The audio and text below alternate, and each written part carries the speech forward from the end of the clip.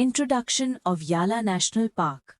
Spanning 378 square miles, Yala National Park is one of the most iconic Sri Lankan landmarks. Some even refer to it as the home of the Sri Lankan leopard, and Yala, incidentally, also has one of the highest concentrations of leopards in the world. For over 100 years, Yala National Park has been a wildlife sanctuary which has allowed it to flourish as a diverse landmass comprised of myriad species of fauna as well as flora, making it the perfect destination for the adventurous tourist. The natural diversity of Yala includes brackish lagoons, grassy plains, and dense forests, while the fauna consists of elephants, crocodiles, and many other species in between, including some endemic to Sri Lanka. The diversity of Yala National Park doesn't stop at its wildlife. Once home to a thriving civilization dating back to the ancient kings of Sri Lanka, a part of the tourist appeal of Yala is a series of well-preserved ancient temples, the most popular of which is Sithulpawwa, an ancient monastic settlement that is considered sacred by Buddhists in Sri Lanka. Traces of old irrigation tanks also hint at a once flourishing civilization that used to exist in ancient Sri Lanka, and incidentally, these same tanks are now used by Yala's animals as sources of water, making them tourist hotspots within Yala and the best places to spot Yala's most elusive animals. History of Yala National Park. Legends surrounding Yala predate established historical facts by centuries. Some say that the legendary King Ravana imprisoned Rama's wife Sita in Sri Lanka on many sites, including the landmass which is now known as Yala. In prehistoric times, it is said that a race of primitive humans called Nitevo lived in Yala, and Sri Lankan Vedhas, the indigenous tribe of Sri Lankans, have a lot of folklore surrounding them. While Nitevo is not said to only have resided in Yala, there is much debate about their origins, race, and characteristics. Some say that they might have gotten their name from the characteristic long claws they are said to have possessed, which they used in place of primitive tools when consuming food. They are also said to have had reddish fur and been short in stature.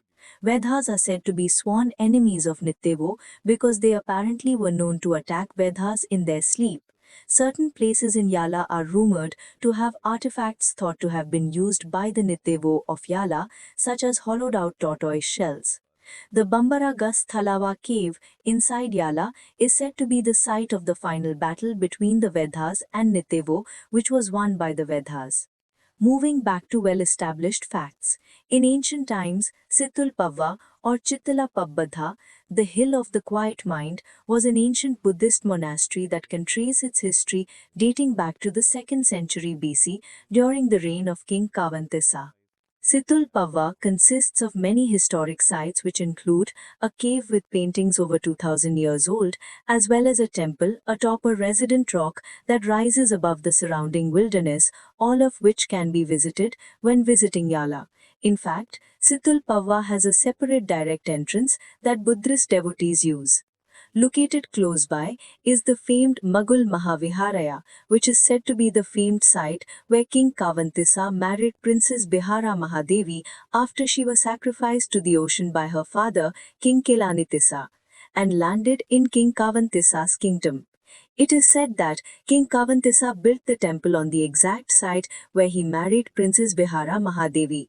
Also of historical significance is Akasha Chaitya or Elephant Rock, which is another religious site from the same time period.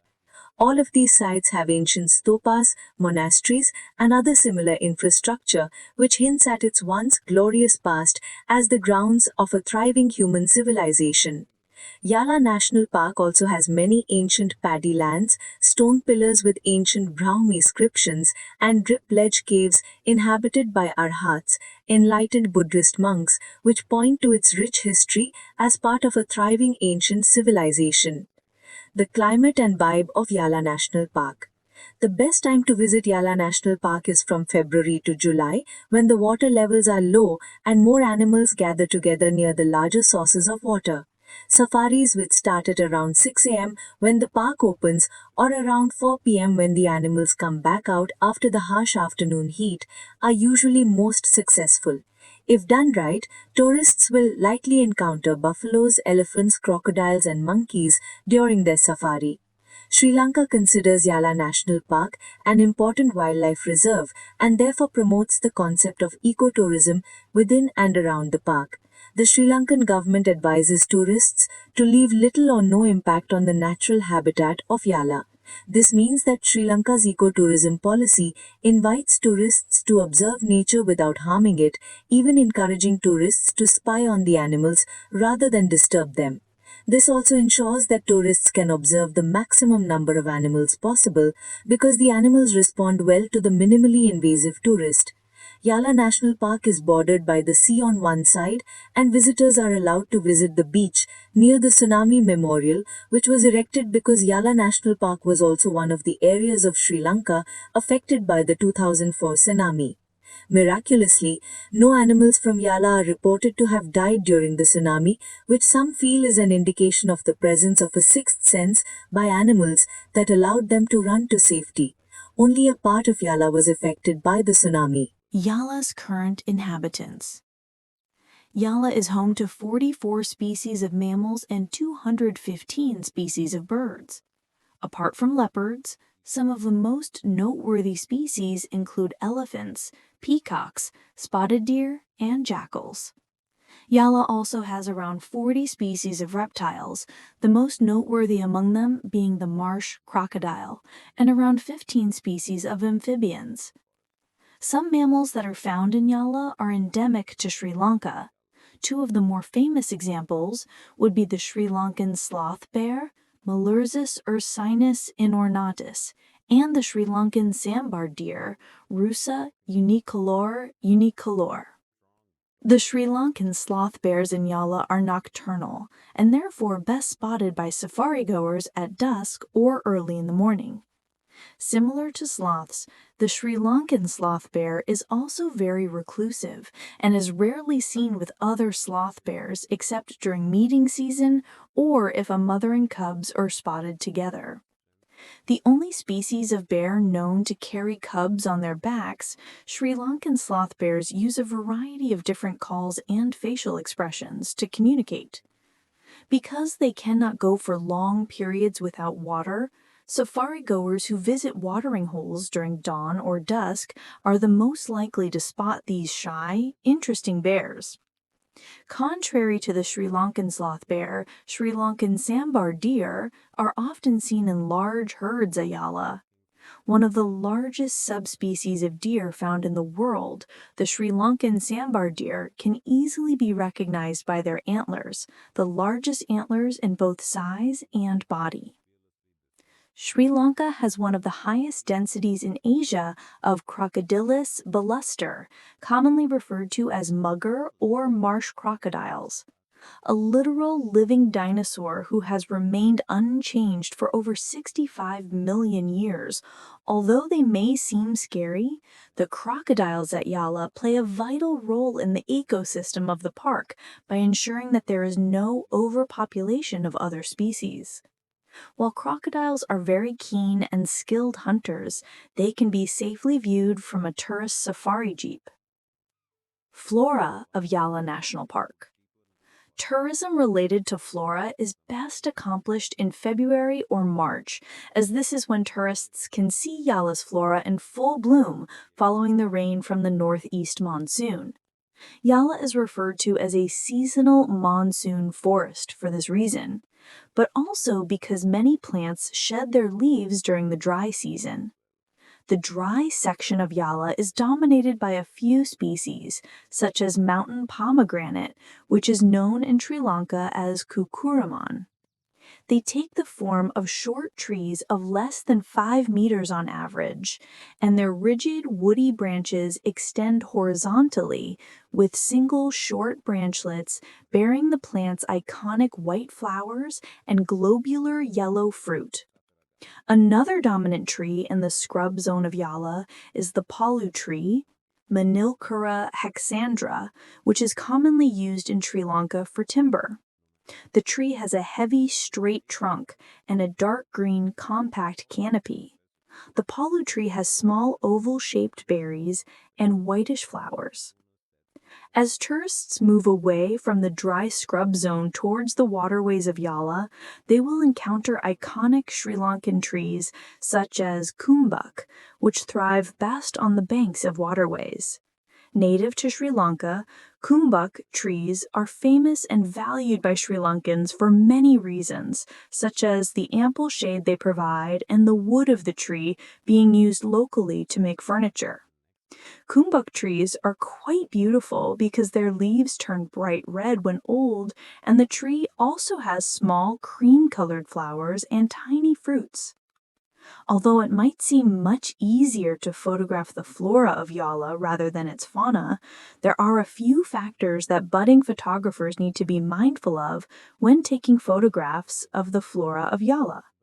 The first factor they need to consider is that some trees and creepers, etc., are intertwined with each other in thickets of dense forest or shrubbery, while the second factor is that harsh afternoon sunlight can make taking photographs of the flora rather difficult. The third factor tourists need to keep in mind about taking photographs of flora during their Yala safari is that the wind can make it difficult to take good pictures. So if tourists want to photograph the flora, perhaps they need to plan how best to overcome these challenges. For example, by going in the morning when the sun is less harsh, or checking the weather forecast to see how windy it will be to get the best shots possible. Kumana National Park. Yala East, also known as Kumana National Park, is a bird sanctuary that is considered to be a must-visit place for bird enthusiasts.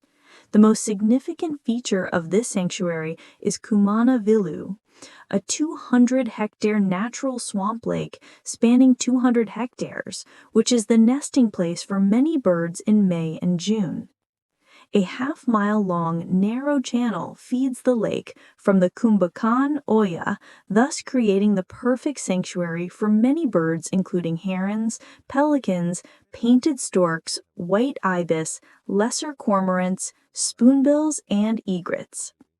Kumana National Park has recorded 255 of the 400 species of birds identified to be living in Sri Lanka.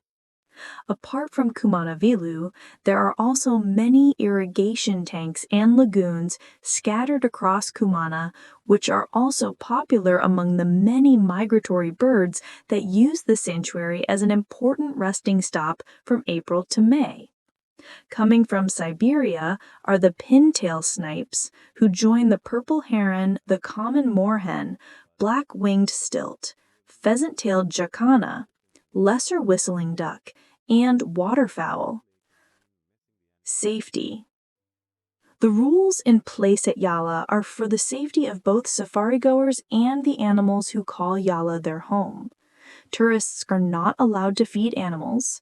They're also not allowed to have their cell phones on full volume, take pictures with the flash on, eat everywhere, dedicated eating spaces have been designated, and eat food with strong odors. And smoking is also prohibited at Yala, as is littering and taking back anything from the park, such as soil, stones, etc.